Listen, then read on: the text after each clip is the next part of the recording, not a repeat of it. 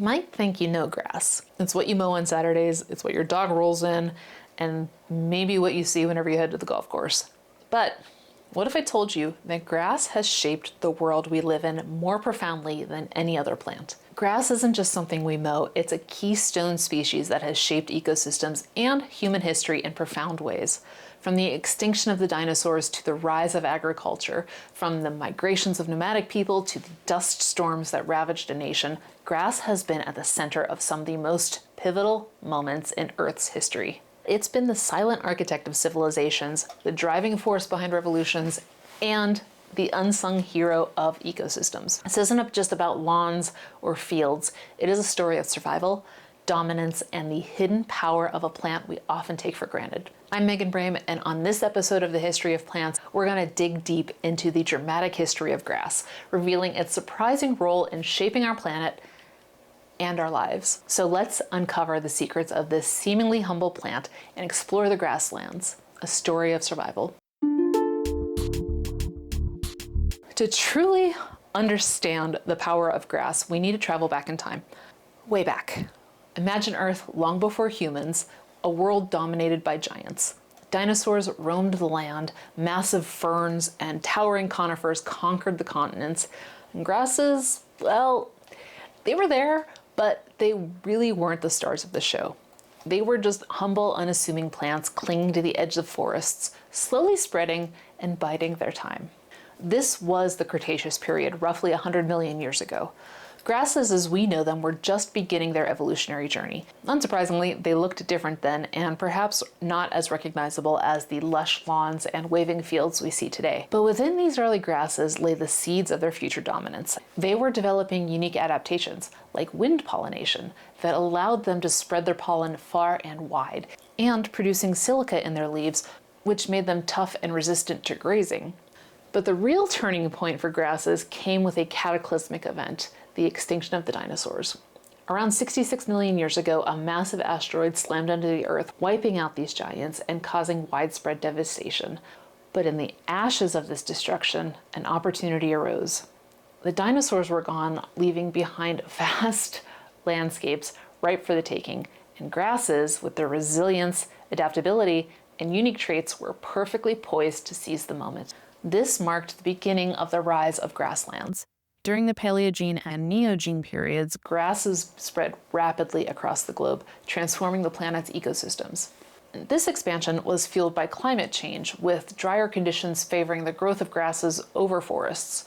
And grasses themselves played a role in this climate shift, evolving a crucial advantage: C4 photosynthesis.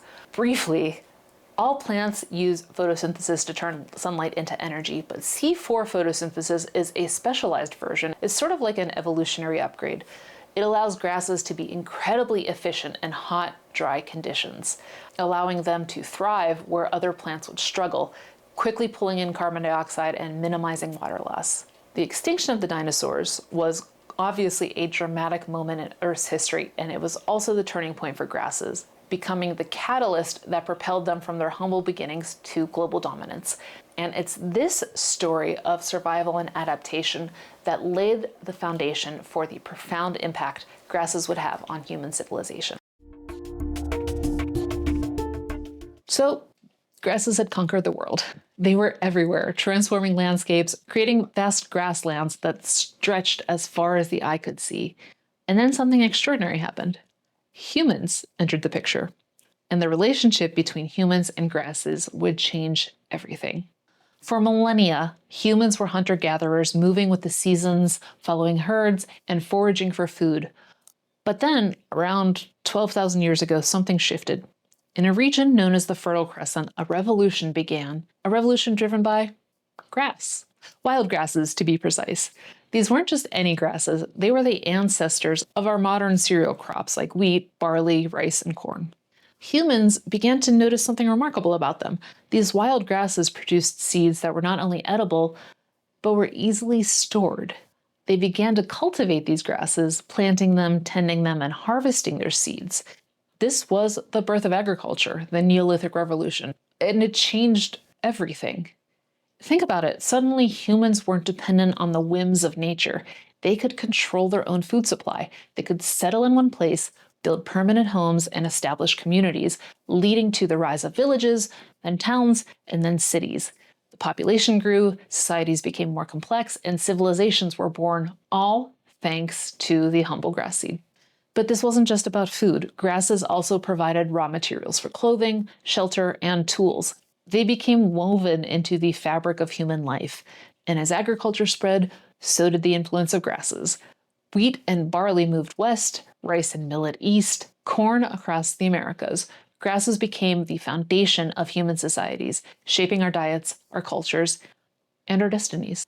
This dramatic shift from hunter-gatherer to farmer, driven by the domestication of grasses, was obviously a pivotal moment in human history, and it was a turning point that set us on the path to the world that we know today. But the story of grass and humans isn't just about settled agriculture. Vast grasslands also played a crucial role in shaping nomadic cultures, those societies that moved with the herds following the rhythms of the land. Just imagine the vast steppes of Central Asia stretching for thousands of miles. These grasslands were home to nomadic groups like the Scythians, the Huns, and later the Mongols. For these people, grass was life. It provided the forage for their livestock, which were the people's primary sources of food, of clothing, and of transportation. These nomadic cultures were masters of grasslands. They understood the delicate balance of the ecosystem, moving their herds to prevent overgrazing, utilizing their knowledge of seasonal changes to find the best pastures. They were skilled horsemen, formidable warriors, and expert traders, their lives deeply intertwined with the rhythms of grass. And their impact on settled civilizations was profound. These nomadic groups often clashed with agricultural societies, raided their settlements, disrupting their trade routes, and even conquering their territories. The steppe nomads in particular played a significant role in shaping the course of history, with their movements and conquests influencing the rise and fall of empires. Now let's fast forward to a different time and place, colonial America. While grasslands were shaping nomadic empires in Asia, a different relationship with grass was emerging in the New World. It wasn't just about vast pastures or nomadic herds, it was about lawns. Yes, lawns. Those meticulously manicured patches of green that surround our homes. But lawns weren't always part of the American landscape. They were a European import and were a symbol of wealth and status. Think of the grand estates of England or France with these sprawling, perfectly trimmed lawns. This was a look that colonists aspired to. But creating a lawn in the rugged terrain of colonial America was no easy feat. It required clearing land, removing trees and rocks, and carefully cultivating the right types of grasses. And it wasn't just about aesthetics, it was also about social standing. A well-maintained lawn signaled that you had the time and resources to devote to something other than basic survival.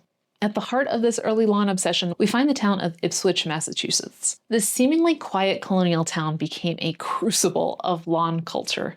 In the 17th century, the wealthiest settlers of Ipswich began to carve out enclosed pastures, or commons, from the surrounding forests. But these commons weren't for grazing livestock.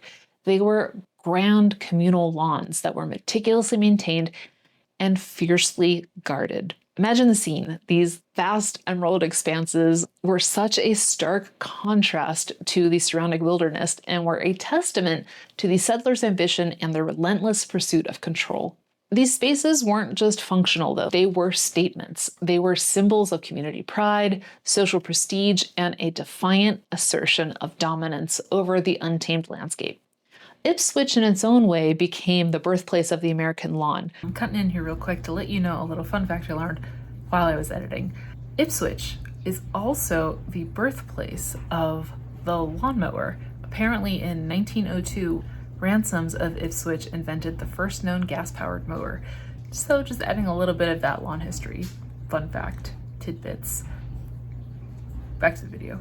Setting a precedent that would spread like wildfire across the expanding colonies. And as America pushed westward, the concept of the lawn spread with it, becoming deeply ingrained in the nation's psyche. But it wasn't just about mimicking European styles. It was also about asserting the absolute control over the land, transforming the wilderness into a tamed and civilized, for lack of a better phrase, space. The lawn became a potent symbol of the American dream, a sign of prosperity, success, and the relentless drive to conquer the natural world. However, this seemingly innocent pursuit of the perfect lawn also had a darker side. It represented a shift in the relationship between humans and nature, a move away from living in harmony with the land towards dominating and controlling it. It set the stage for future conflicts over land use and resources, particularly as the nation pushed westward into the vast grasslands of the Great Plains, where a far more dramatic confrontation with grass was about to unfold. As America pushed west, the seemingly innocent pursuit of the perfect lawn took on a far more aggressive form.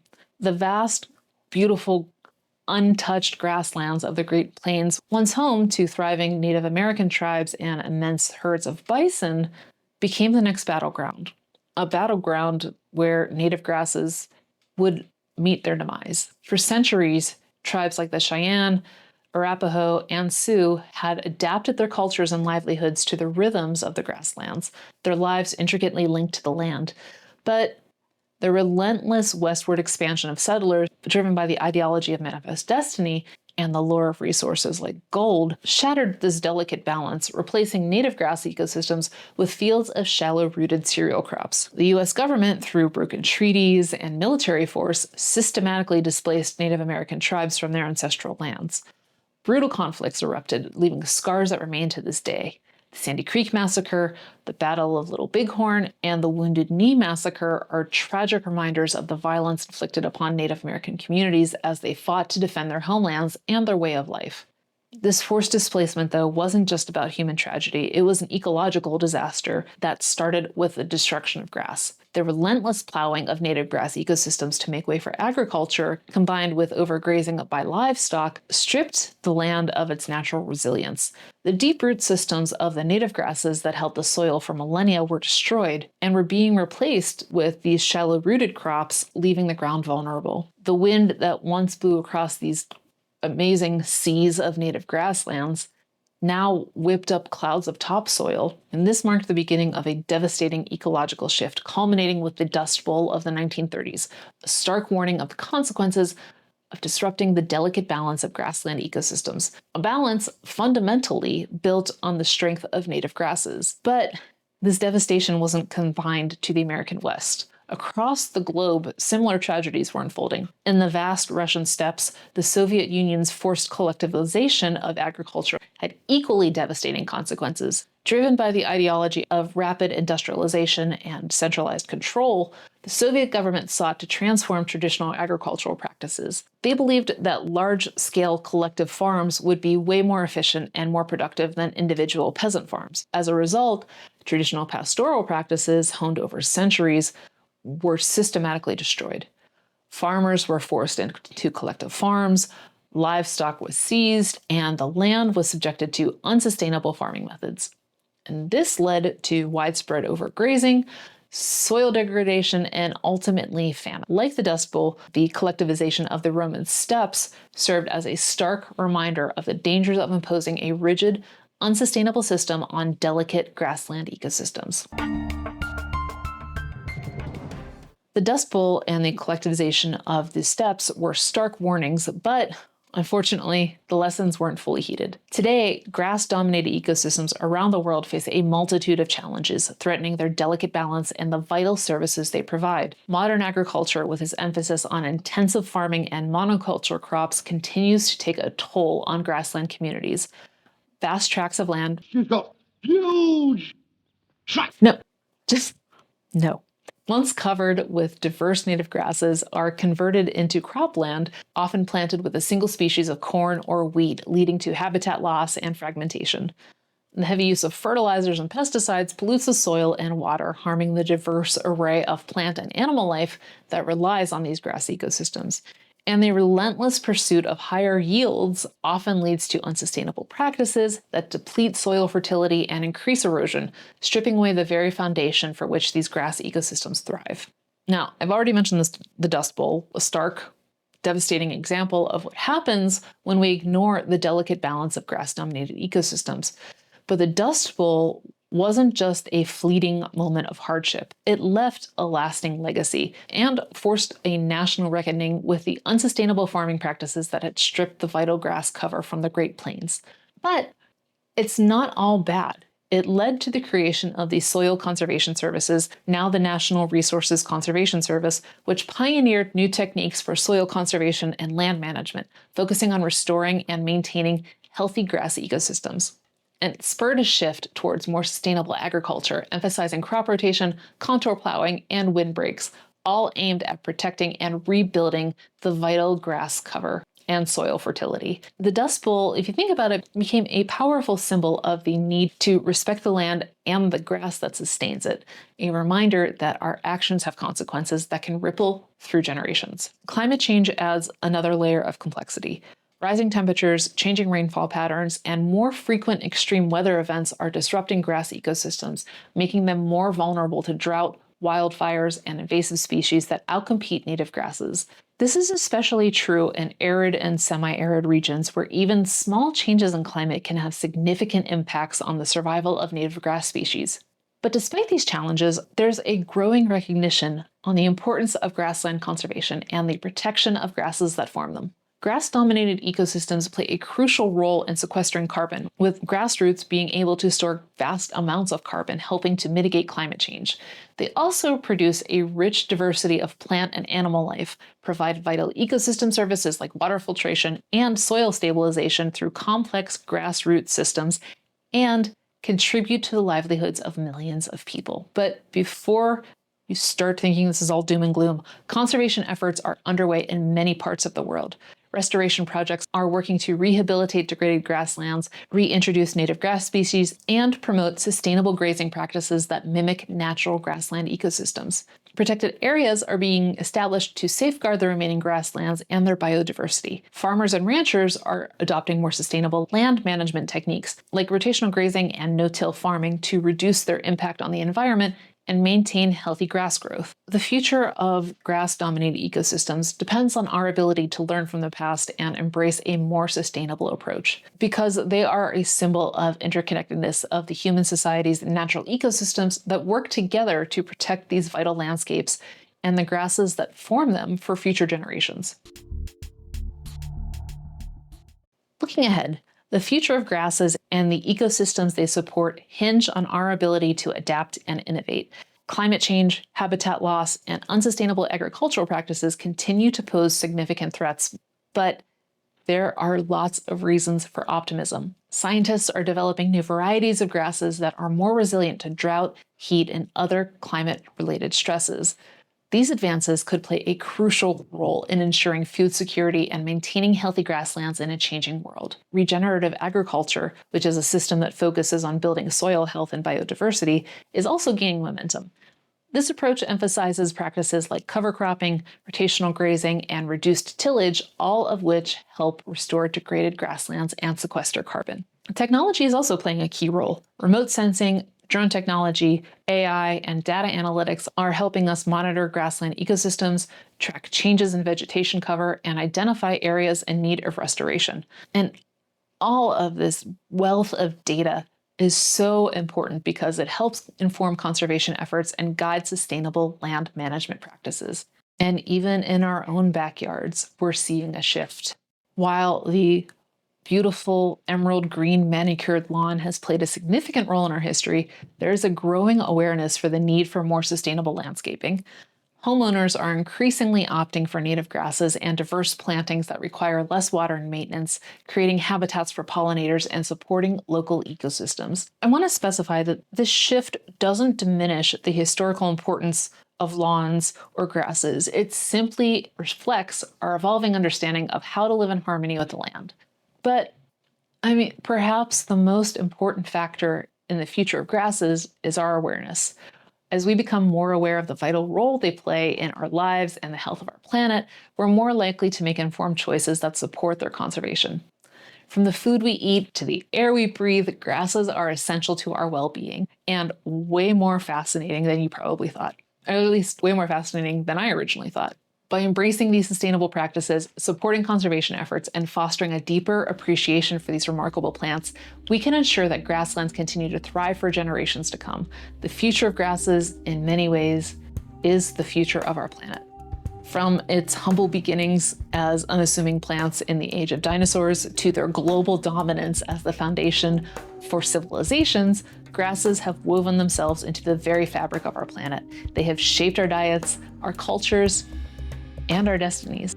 They've been like the silent architects of empires and the unsung heroes of survival.